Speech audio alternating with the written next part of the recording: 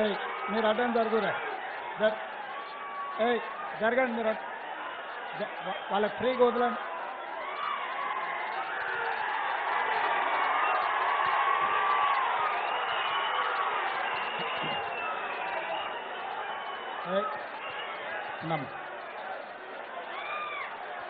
మిత్రులారా, ఈరోజు పాలకుర్తి శాసనసభ నియోజకవర్గం నుంచి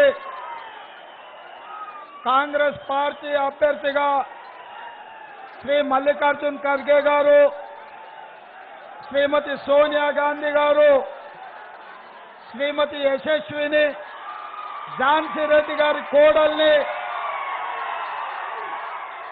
ఇక్కడి అసెంబ్లీ అభ్యర్థిగా నియమిస్తే ఇవాళ చీమ పుట్టలో నుంచి చీమలు వచ్చినట్టుగా బారులు తీరి వేలాది మంది ఆడబిడ్డలు, యువకులు, సోదరులు ఆశీర్వదించడానికి విచ్చేసినందుకు మీకందరికీ మనస్ఫూర్తిగా ధన్యవాదాలు తెలియజేస్తున్నా.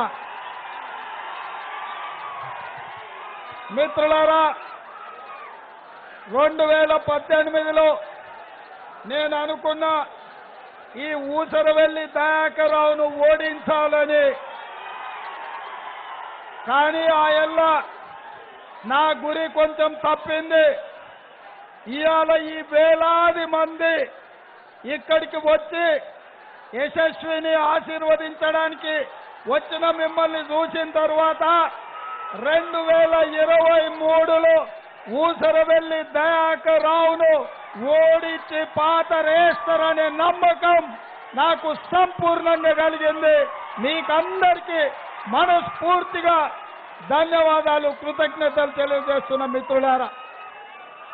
మిత్రులారా, ఈ పాలకుర్తికి ఒక చరిత్ర ఉన్నది. ఈ పాలకుర్తి గడ్డకు, ఈ నేలకు, ఈ గాలికి పౌరుషం ఉన్నది. ఈ గడ్డ మీద నుంచే దొరల గడీల పెత్తనం మీద పోరాటం చేసిన చాకలి ఐలమ్మ స్ఫూర్తి ఉన్నది. ఈ గాలిలో, ఈ మట్టిలో పోరాట పటిమ ఉన్నది. ఇవాళ మిమ్మల్ని అందరినీ చూస్తుంటే మళ్ళొక్కసారి దొరల గడీలను బద్దలు కొట్టడానికి వేలాదిగా మీరందరూ ఇక్కడికి తరలి వచ్చిందని చెప్పి నాకు సంపూర్ణమైన విశ్వాసం కలిగింది. ఇవాళ మీరు ఆలోచన చేయండి, 40 ఏళ్ల కింద డీలర్గా ఉన్న దయాకర్రావు ఈరోజు డాలర్ దయాకర్రావు అయ్యిండు. ఆనాడు రేషన్ డీలర్గా జీవితాన్ని ప్రారంభించిన దయాకర్రావుకు ఇన్ని వందల ఎకరాల భూములు ఎట్లొచ్చినాయి, అమెరికాల పెట్టుబడులు ఎట్లొచ్చినాయో మీరు ఒక్కసారి ఆలోచన చేయండి.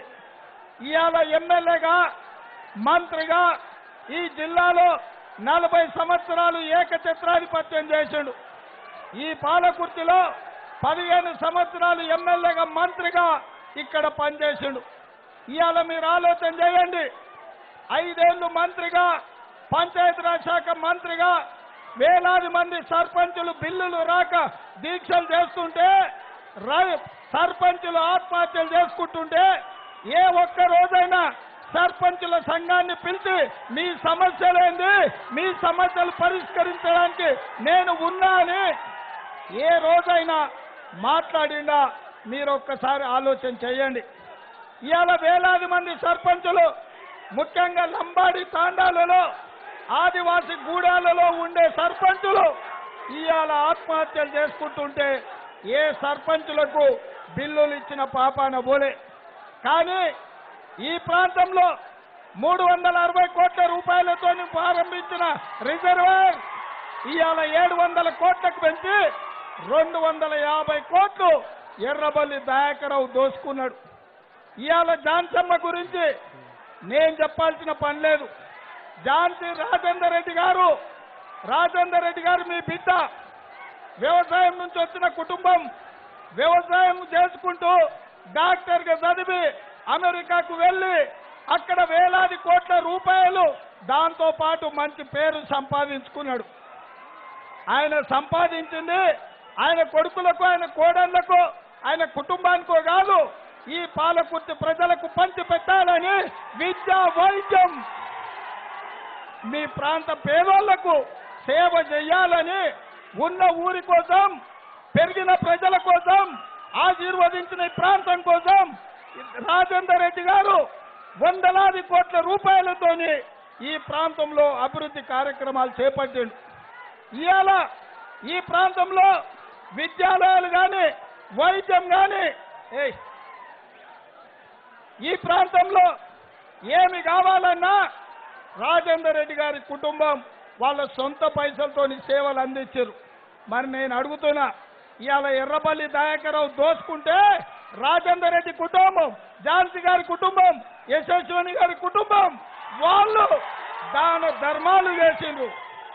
దయాకర్రావు దందాలు చేస్తే వీళ్ళు పేదల పట్ల దయా దాక్షిణ్యాలతోని వాళ్ళు సంపాదించిన సొమ్ము వాళ్ళ రక్తాన్ని చెమటగా మార్చి అమెరికా దేశంలో వాళ్ళు సంపాదించిన డబ్బులతో ఇక్కడి పేదలకు సేవలు అందించారు. ఇవాళ వాళ్ళు ఈ ప్రాంతానికి వస్తే మాట్లాడియండి, అందరు వినండి నిదానంగా, మళ్ళీ మాట్లాడుతూ. ఇవాళ వాళ్ళు అమెరికా నుంచి ఇక్కడ కాలేజీలు కట్టాలి, ఇక్కడ ఆసుపత్రులు కట్టాలని 80 ఎకరాల భూమి కొనుక్కొని ఇక్కడి పేదలకు సేవ చేయాలనుకుంటే 80 ఎకరాలలో 100 పంచాయతీలు పెట్టిండు. మీ సేవ కోసం వాళ్ళు సంపాదనలో నుంచి కొంత ఈ ప్రాంత ప్రజల కోసం అందించాలి అంటే దాని మీద లిటిగేషన్లు పెట్టిండు. ఇవాళ పక్కనే ఆయన 150 ఎకరాల భూమి కొనుక్కున్నాడు. వీళ్ళు సేవ కోసం కొనుక్కుంటే, సేవ చెయ్యాలని భూములు తీసుకుంటే ఆయన దోపిడీ సొమ్ముతోని ఆ పక్కనే 150 ఎకరాలు కొన్నాడు. ఇవాళ వాళ్ళకి అడ్డం పడ్డాడు.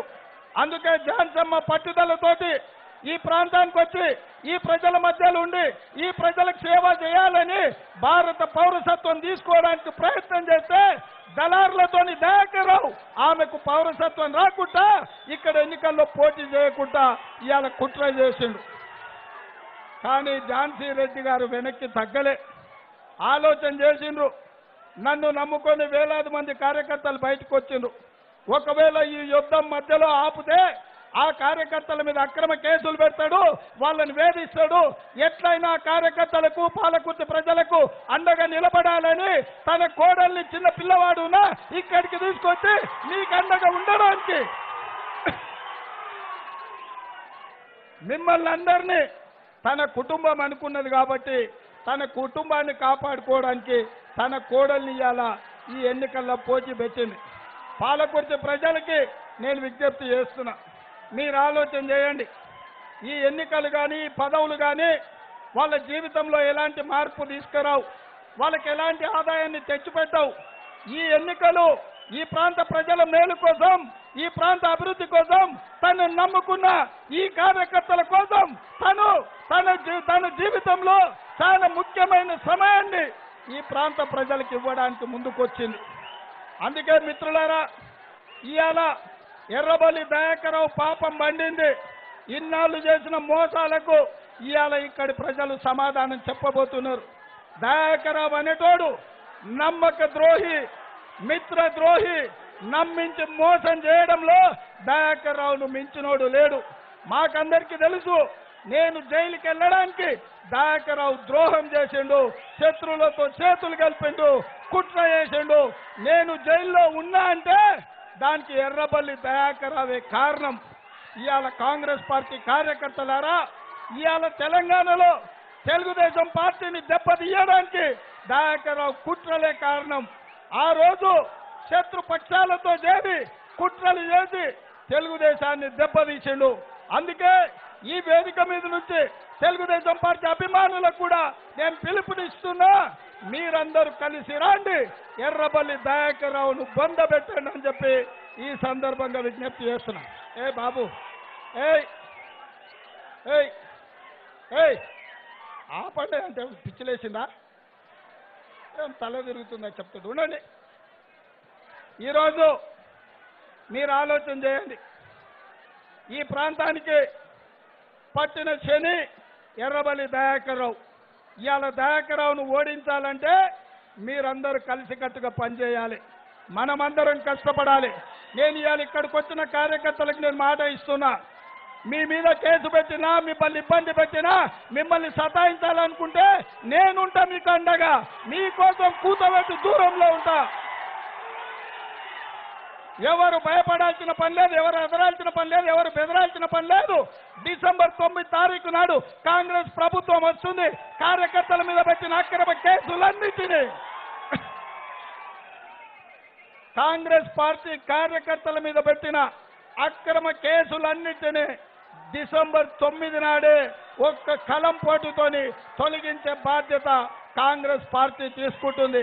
దయాకర్ రావు, ఎన్ని కేసులు పెట్టుకుంటావో పెట్టుకో, మా కార్యకర్తల మీద బిడ్డ, ఇంతకింత మూల్యం నువ్వు చెల్లించాల్సి వస్తుంది. అక్రమ కేసులతో లేకపోతే లాలూచీలతో వెన్నుపోట్లతో గెలవాలనుకుంటున్నావేమో, నీ వెన్నుపోట్లు సాగవు, నీ కుట్రలు కుతంత్రాలు సాగవు. నువ్వు కాదు, నీ దొర ఎవడైతున్నాడో ఆ దొరను కూడా ఈ పాలకుర్తి ప్రజలు బొంద పెడతారని చెప్పి నేను ఈ సందర్భంగా తెలియజేస్తున్నా. మిత్రులారా, ఇవాళ పదే పదే కేసీఆర్ చెప్తున్నాడు కాంగ్రెస్ వస్తే కరెంటు ఉండదని. నేను అడుగుతున్నా ఇక్కడ రైతుల్ని, 2004లో చేవెళ్ల నుంచి ఇచ్చాపురం వరకు పాదయాత్ర చేసినప్పుడు పేలిపోతున్న ట్రాన్స్ఫార్మర్లు, కాలిపోతున్న మోటార్లను చూసి ఈ తెలంగాణ రైతులకు ఉచిత కరెంటు ఇవ్వాలన్న ఆలోచనతోటి ఆనాడు అక్రమ కేసులతోటి రైతులను అధికారులు వేధిస్తుంటే 2004 ఎల్బీ స్టేడియంలో కాంగ్రెస్ ప్రభుత్వం మొట్టమొదటి సంతకం 9 గంటల ఉచిత విద్యుత్తు, రైతుల మీద అక్రమ కేసులు, 1200 కోట్ల రూపాయల బకాయిలను రద్దు చేసింది కాంగ్రెస్ పార్టీ. ఉచిత కరెంటు పేటెంటే మాది. ఇవాళ 24 గంటల ఉచిత విద్యుత్తునిచ్చే బాధ్యత, నాణ్యమైన విద్యుత్తునిచ్చే బాధ్యత ఇవాళ కాంగ్రెస్ పార్టీ తీసుకుంటుంది.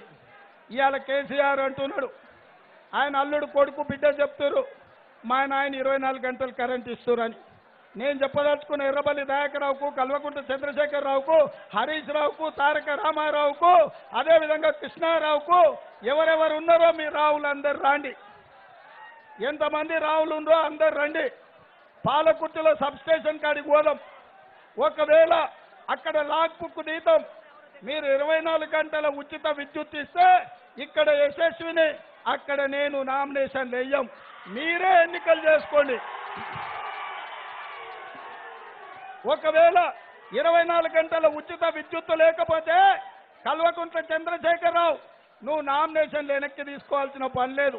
వరంగల్లో ఏకశిల పార్కు దగ్గర జయశంకర్ గారి ముందర ముక్కు నేలకు రాసి తెలంగాణ ప్రజలకు క్షమాపణ చెప్పాలి. సిగ్గులోనోడు కేసీఆర్, నాదేం పోతుంది, నా ముక్కింత పడుకుంది, ఎంతైనా నేలకు రాస్తాను అన్నా అంటాడు. ఎందుకంటే అబద్ధాలతో నేను ఎక్కాలనుకున్నాడు. రేవంత్ రెడ్డి వస్తే తెలంగాణ నమ్ముతాడని. నేను అడుగుతున్నా, కాంగ్రెస్ పార్టీ అంటే నమ్మకం, కేసీఆర్ అంటే అమ్మకం. 2009లో సికింద్రాబాద్ ఎంపీ సీట్ అమ్ముకున్నది నువ్వు. రాజ్యసభలో నువ్వు ఇవాళ పార్థసారథి రెడ్డికి 200 కోట్లకు అమ్మినవు. గాయత్రి రవిచంద్కు 300 కోట్లకు రాజ్యసభ అమ్ముకున్నావు. సిగ్గులేనోడా, రాజ్యసభలు అమ్ముకున్న సన్నాసి నువ్వా నన్ను మాట్లాడేది? ఇవాళ కోకాపేటలో 100 ఎకరాల భూములు నువ్వు అమ్ముకున్నావు. ఔటర్ రింగ్ రోడ్డు మేమేస్తే దాన్ని 1,00,000 కోట్ల ఔటర్ రింగ్ రోడ్డును ఇవాళ తెగ నమ్ముకున్నావు నువ్వు. అమ్ముకునేటోడి నువ్వైతే నమ్ముకున్న వాళ్ళని కాపాడేది మేము. కాబట్టి అమ్మకం నమ్మకం మధ్యనే ఈ పోటీ. నమ్మినం కాబట్టే, ప్రజలకు మాట ఇచ్చింది కాబట్టే శ్రీమతి సోనియా గాంధీ గారు 2004లో కరీంనగర్లో మాట ఇస్తే తెలంగాణ ఇస్తామన్నారు, తెలంగాణ రాష్ట్రం ఇచ్చిండ్రు. ఇవాళ తెలంగాణ ఇచ్చిన పార్టీ కాంగ్రెస్ పార్టీ. అందుకే ఇవాళ ధరణి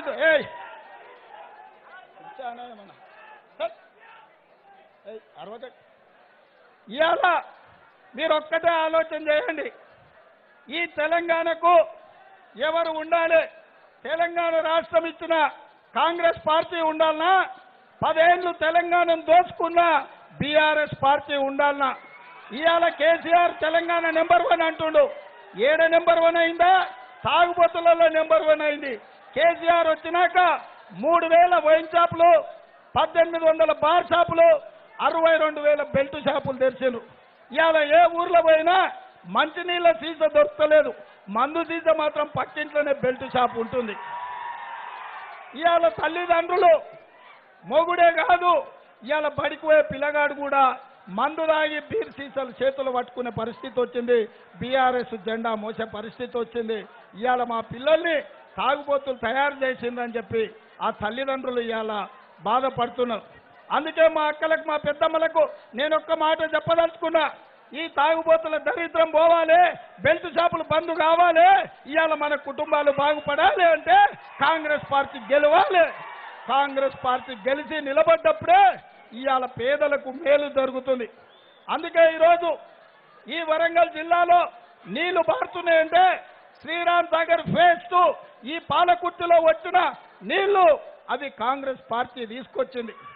ఇవాళ నియామకాలు కాంగ్రెస్ పార్టీ చేపట్టింది. అందుకే మిత్రులారా, ఆలోచన చేసి మంచి నిర్ణయం తీసుకోండి. ఇంతకంటే మంచి అవకాశం దొరకదు. ఇవాళ రాజేందర్ రెడ్డి కుటుంబం వేలాది కోట్ల రూపాయలు అమెరికాలో కష్టపడ్డ పైసలు, వాళ్ళ చెమటొచ్చిన పైసలు ఇవాళ ఈ ప్రాంతానికి తీసుకొచ్చి పెట్టి మీ ప్రాంత అభివృద్ధి కోసం పాటుపడుతున్నారు. ఇవాళ మీకు అండగా నిలబడడానికి వాళ్ళు అమెరికా నుంచి ఇక్కడ వచ్చారు. కానీ అదే దయాకర్ రావు ఇక్కడ మిమ్మల్ని పీల్చి పిప్పి చేసి, మీ సొమ్ము దొంగిలించి, మీ భూములు కొల్లగొట్టి, మీ ఇసుక దోపిడీ చేసి ఈ పైసలను డాలర్ల రూపంలో అమెరికాలో పెట్టుబడులు పెడుతున్నారు. నేను అడగదలుచుకున్నా, అమెరికాలో వాళ్ళు సంపాదించిన లక్షలాది డాలర్లు ఖర్చు పెట్టే ఝాన్సీ రెడ్డి యశస్విని కావాలా, లేకపోతే మీ ఆస్తులు కొల్లగొట్టి లక్షలాది డాలర్లు అమెరికాలో పెట్టుకునే డాలర్ దయాకర్ రావు కావాలన్నా ఇవాళ ఆలోచన చేయండి. అందుకే మిత్రులారా, కాంగ్రెస్ పార్టీ అధికారంలోకి వస్తుంది. వచ్చిన డిసెంబర్ 9 నాడే ప్రమాణ స్వీకారం ఉంది. మీరందరూ కూడా ఇదే ఉత్సాహంతో ఇప్పటి దగ్గర ఇక్కడ ఉత్సాహంగా ఉరకలేసిన మా యువకులను డిసెంబర్ 9 నాడు ఎల్బీ స్టేడియంలోకి రాండి. ఆయల్లా అక్కడ ఈ ఉత్సాహాన్ని చూపియండి. అప్పటి వరకు బూతులో కథానాయకులై సాకల ఐలమ్మ స్ఫూర్తిగా, కొమరం భీం స్ఫూర్తిగా, రామ్జీ గోండు స్ఫూర్తిగా, కోదండరాం స్ఫూర్తిగా, అదేవిధంగా జయశంకర్ గారి స్ఫూర్తిగా ఈడ కాంగ్రెస్ పార్టీని గెలిపించండి. కాంగ్రెస్ పార్టీ వస్తే ప్రజల పాలన వస్తుంది. కె దయాకర్ రావు గెలిస్తే దొరల తెలంగాణ అవుతుంది. అదే ఝాన్సమ్మ యశస్విని రెడ్డి గెలిస్తే ప్రజల తెలంగాణ అవుతుంది. ఈ ఎన్నికల్లో కేసీఆర్ కుటుంబంలో నలుగురికి, తెలంగాణ సమాజంలో 4 కోట్ల మంది మధ్యలో ఈ యుద్ధం జరుగుతుంది. మిత్రులారా, 4 కోట్ల ప్రజల వైపు మీరుంటారా, 4 కేసీఆర్ కుటుంబం వైపు ఉంటారా? ఈ యువకులందరూ కూడా తేల్చుకోవాల్సిందిగా నేను చెప్పదలుచుకున్నా. ఇవాళ మీరు ఒక్కటే ఆలోచన చేయండి. మీ చేతిలో ఉంది పాలకుర్తి భవిష్యత్తు. ఈ పాలకుర్తి అభివృద్ధి చేసుకునేది మీ చేతిలో ఉంది. ఈ 20 రోజులు మీరు కష్టపడితే 5 ఏళ్ళు, ఆ తర్వాత 20 ఏళ్ళు ఈ కుటుంబం మీకు అండగా ఉంటుంది. వాళ్ళు సంపాదించిన పైసలతో మీ పేదలకు సేవలు అందిస్తారు.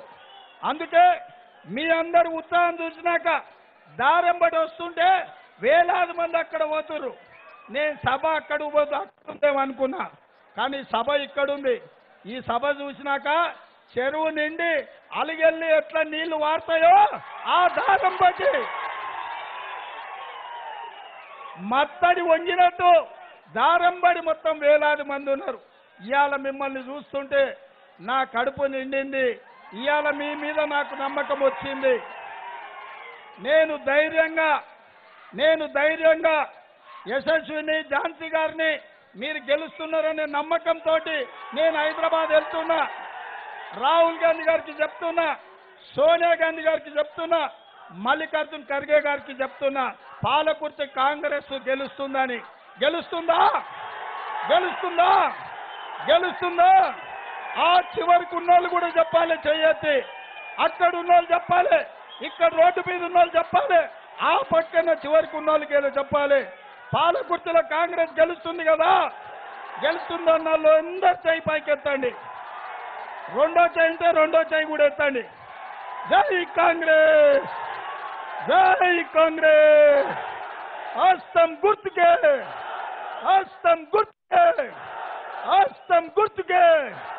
జై సోనియమ్మ, జై సోనియమ్మ, జై జై సోనియమ్మ.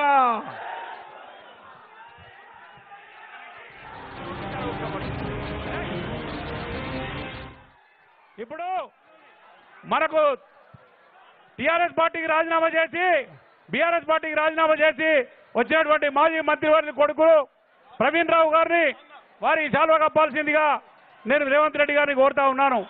సోదరుడు నెహ్రూ నాయక్ గారిని రేవంత్ రెడ్డి గారు శాల్వా కప్పాల్సిందిగా కోరుతా ఉన్నాం. అలాగనే ఎదిరాజరావు గారి మనవరాలు శైలు గారికి కప్పాల్సిందిగా కోరుతా ఉన్నాం.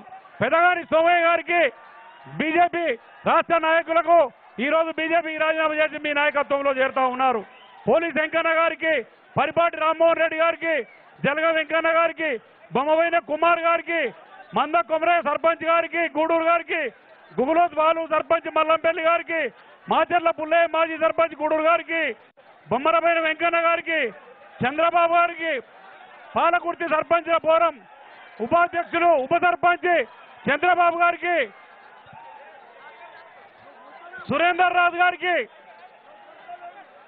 జాటోజ్ బాలు నాయక్ గారికి, దిల్కర సురేందర్ గారికి, సరాల చంద్రబాబు గారు రావాల్సిందిగా కోరుతాం. తర్వాత సోమన్న గారికి ఎక్స్ ఎంపీటీసీ గారు డిప్యూటెడ్ నాగేశ్వర్ గారు, మిట్టకోల లక్ష్మణ్ గారు, పైండ లక్ష్మి గారు, పాల శ్రీనివాస్ గారు, పెదగాని అభినవ్ గారు, బొమ్మరపోయిన అజయ్ గారు, వల్ల ప్రభాకర్ యాదవ్ గారు, వెంకన్న గారు పిఎస్సిఎస్ డైరెక్టర్ గారు, ములుగూరు యాగన్న గౌడ్ గారు, హనుమాన్ అంజీరావు గారు, బౌరిశెట్టి అల్లాబాబు గారు, ముద్దసాని వెంకటేశ్వర్లు గారు, కసిరెడ్డి నరసింహారెడ్డి గారు, కోమల్ల దామోదర్ రావు గారు, హనుమాన్ల మల్లారెడ్డి గారు, ప్రకాష్ యాదవ్ గారు, నాల యాదగిరి గారు, బానో సీని గారు, బూడిద ప్రభాకర్ గారు, పిచ్చిరెడ్డి గారు, కోమల్ల సాయి ముఖేష్ గారు.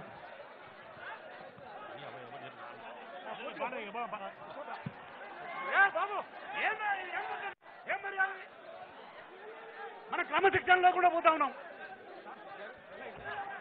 ఇదేనా మర్యాద?